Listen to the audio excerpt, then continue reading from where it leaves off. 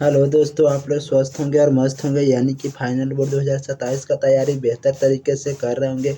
तो मैं आपके लिए आज यानी कि हिंदी का चैप्टर 1 का मोस्ट वीवीआई सब्जेक्टिव प्रश्न लेकर आए हैं। तो अगर जो विद्यार्थी जी मेरे वास्तव ग्रुप में नहीं ज्वाइन हुए हैं तो वे कृपया मेरे वास्तव नंबर लिखेगा। मेरे वास्तव नंबर है 6379208294। ये मेरे वास्तव नंबर है। अगर इस पर हाई हेलो कर भेज दीजिएगा तो आपको वास्तव ग्रुप में जोड़ दिया जाएगा। और आज आप लोग के लिए 10 ऐसा सब्जेक्टिव प्रश्न लेकर आए हैं जो यानी कि बार बार फाइनल बोर्ड एग्जाम में पूछा जाता है। तो फर्स्ट नंबर क्वेश्चन क्या कर रहा है कि लेखक किस बिंदवान की बात करती है। तो लेखक किस बिंदवान की बात करती है, बिंदवान का स्वरूप क्या होता है।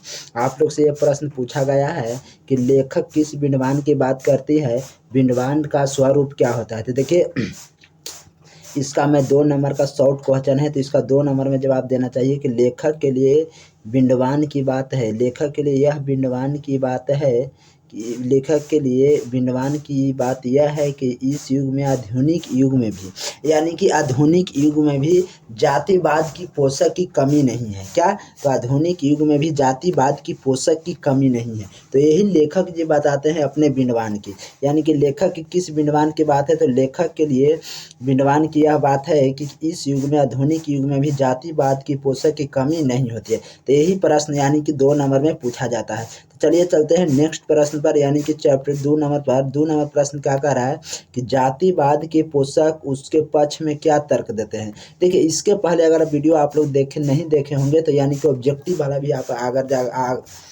जाकर देख लीजिए, ताकि आप लोग को चैप्टर 1 से, यानी कि श्रम विभाजन जाति प्रथा से रिलेटेड कोई प्रश्न डाउट में न रह पावे।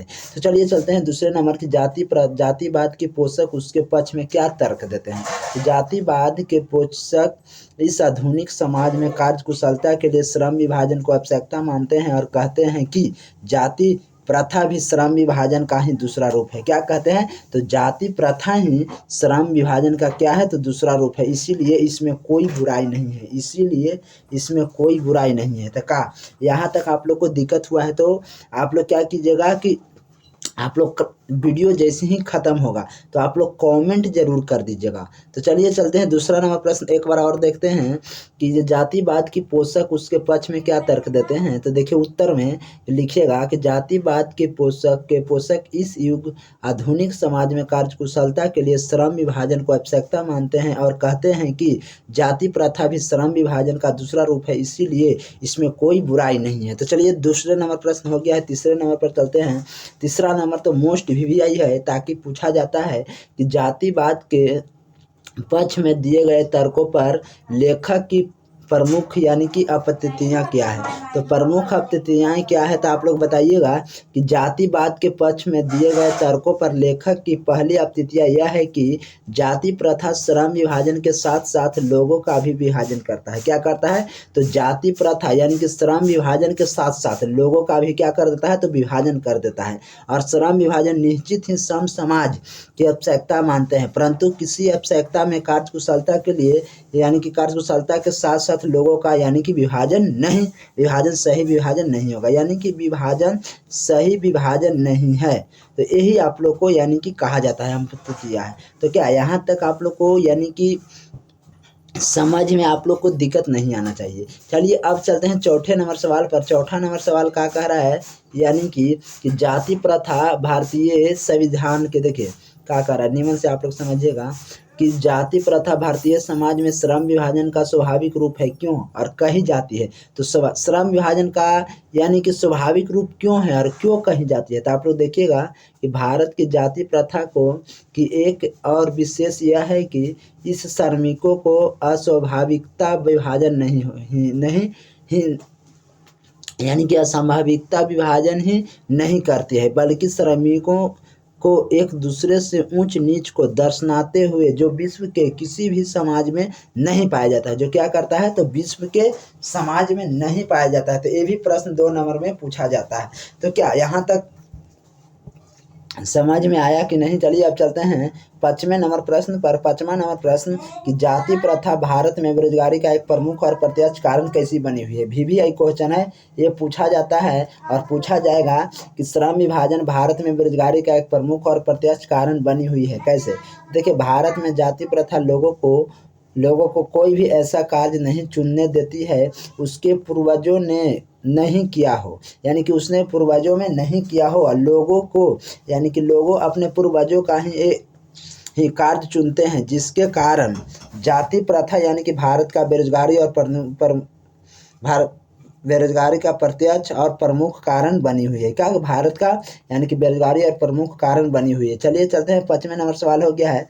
छठे नंबर पर छठा नंबर प्रश्न क्या कर रहा है कि लेखक आज के उद्योगों में गरीबी और उड़ीपी उत्पादित से ही बड़ी समस्या क्यों मानते हैं और क्यों। देखिए, लेखक गरीबी और उत्पीड़न से भी बड़ी समस्या जाति प्रथा को मानते हैं। किसके मानते हैं, तो जाति प्रथा को मानते हैं, क्योंकि जाति प्रथा लोगों का उनके स्वभाव के अनुसार कार्य चुनने की अनुमति नहीं देती है। क्या देती है, तो कार्य के अनुसार चुनने की अनुमति नहीं देती है। तो यही आप लोग को बात यानी कि शॉर्ट तरीका से लिखिएगा, ताकि आप लोग को यानी कि जो एग्जामिनर चेक कर पाता है तो उसको यानी कि सही से समझ में आना चाहिए।